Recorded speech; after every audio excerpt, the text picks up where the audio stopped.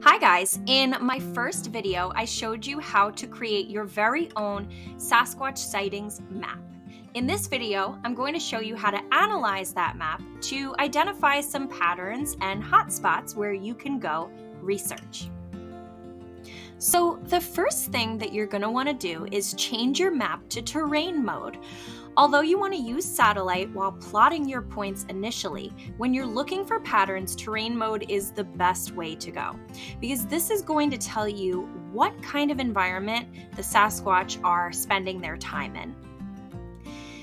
What I've gone ahead and done is some historical research into Sasquatch reports across the Northeast, and I've plotted them using this little book icon so that I can keep track of where Sasquatch were being seen by Native Americans and people in the 18 and 1900s, and where they are being seen today. Is there a correlation? Have they remained in certain areas, or have they moved away?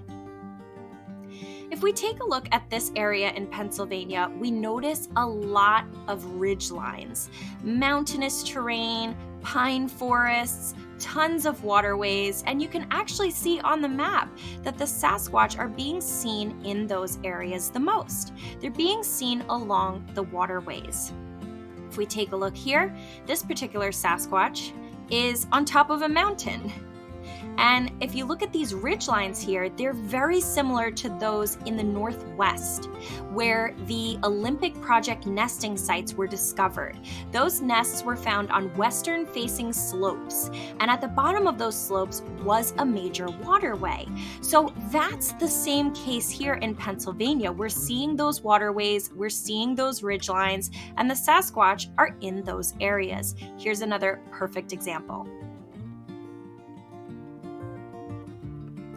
This is definitely Sasquatch's preferred terrain. So if you take a look at reports, they do sort of bleed into valleys and swampy areas and marshes, but at the end of the day, the majority of reports are in mountainous areas with a water source. Right here, we take a look at these two black Sasquatch, and most likely that's just one Sasquatch being seen two different times. The key to researching here is really taking a look at where these Sasquatch are being seen. If we zoom over to Elmira, New York, we see some juvenile reports. So this means that the report detailed a larger Sasquatch and a smaller Sasquatch, and we can infer that that was a juvenile. This is really important because it tells us that there is a breeding population in the area, and that's a place that we should go research. But be careful, because just like any other large predator, Sasquatch may be territorial when there are young nearby. So keep an eye out for that. But this would be a great area to research in general. This whole little mountain range here, I think, is an excellent place for research. Here's another juvenile report. And as you can see, there is definitely a breeding population on the Pennsylvania-New York border. So this would be a perfect place to begin your research if you do live in the Northeast.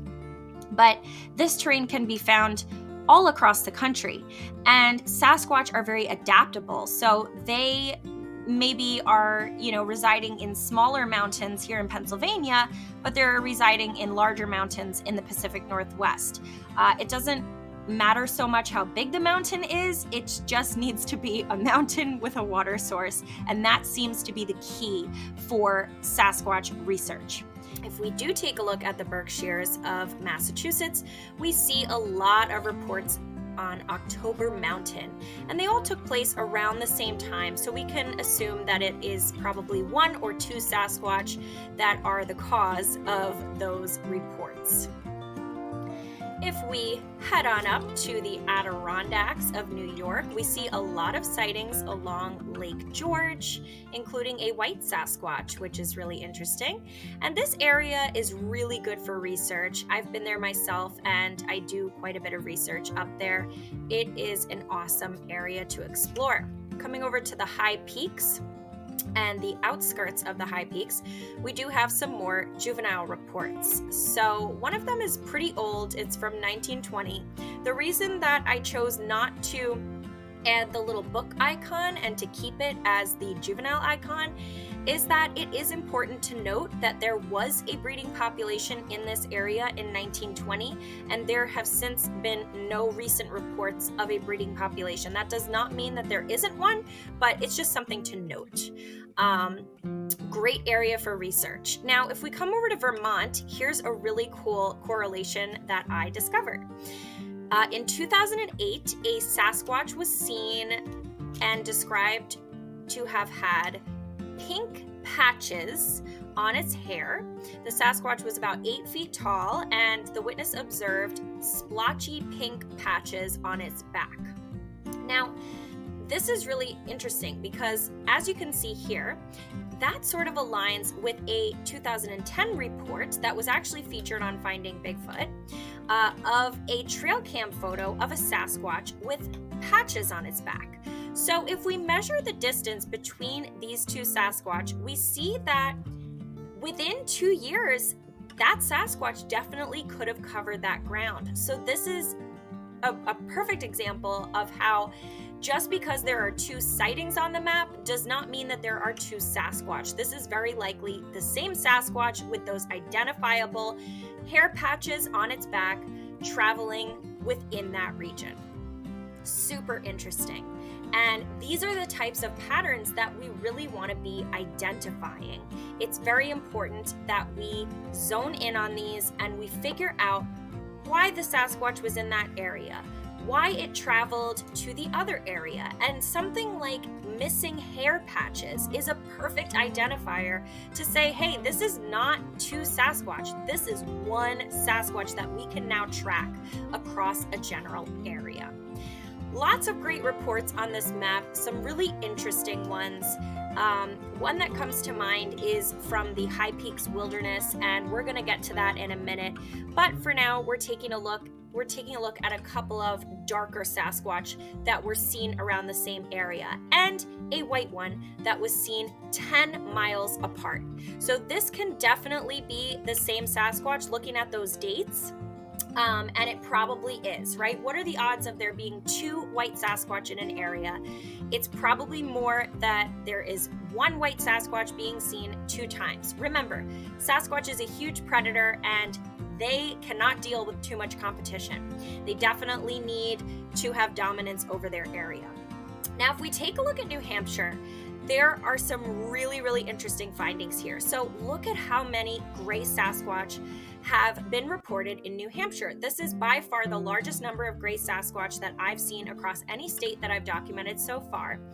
And I did a little research into the history of Sasquatch in New Hampshire, and that's why you'll see some of those book icons a little further up.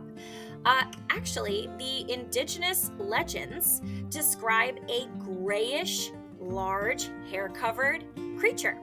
And there are a lot of reports from the 18 and 1900s as well that describe a gray Sasquatch. Look how many gray ones there are in this area. There are even a couple of blonde Sasquatch in New Hampshire as well. And this is also described in old reports. One of my theories is that New Hampshire is the granite state, and granite is, colored anywhere from light gray to dark gray to black, right? Think of your granite countertop. There are lots of colors in there, but they're mostly shades of gray. So perhaps these gray Sasquatch in New Hampshire were blending in better with that granite. And because of that, they were able to conceal themselves during hunting. Those who are able to hunt better tend to live longer and be able to reproduce more, and then those genes get passed down to their offspring.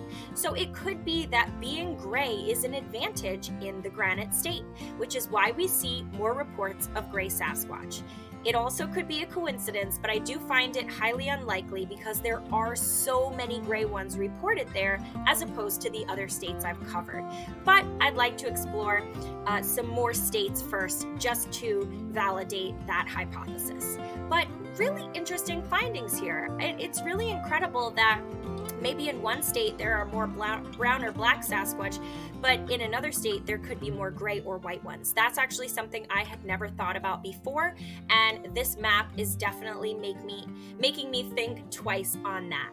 So, definitely Something to note when you're out in the field, if you are doing research in New Hampshire, maybe you're not keeping your eyes out for this black giant Sasquatch, right? Maybe you're looking more for sort of a leaner grayish white Sasquatch. It's really important to know the area that you're researching and to do your due diligence to find out what color Sasquatch are being seen in that area. Okay, so this is a really great report that I wanted to tell you guys about. It happened in 2007. I was vacationing with my family in Osita Lake in Franklin County, upstate New York.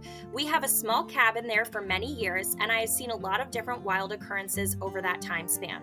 Last summer in late August, I was sitting outside at a fireplace along the lakeshore by myself and noticed something swimming in the lake. At first I thought it was a deer because I've seen several of them in the past. But at closer observation, I noticed the swimming object was almost all white and seemed to be paddling along like a human. I watched, and as it approached the shore, it stood erect, but was not a man, but some sort of very hairy animal. But again, totally white in color. It shook itself off and stood on the lakefront. It must have been 6 or 7 feet tall, totally white and hairy, like some sort of primate. This is one of my favorite accounts of a Sasquatch swimming and just sort of backs up our previous theory of them crossing the Hudson River. Coming back to Pennsylvania, I wanted to show you guys the terrain over here and just let you know that this is what you're looking for: a water source and tons of ridgelines. That is definitely where you want to be researching. And as you can see, these numbers don't lie. Look at all these reports along those waterways at the base of those ridgelines. I hope you guys enjoyed this video. Winnie and I are so excited to get out in the field and put some of these hypotheses to the test. So let me know if you make your own map and comment below with your thoughts about some of my theories.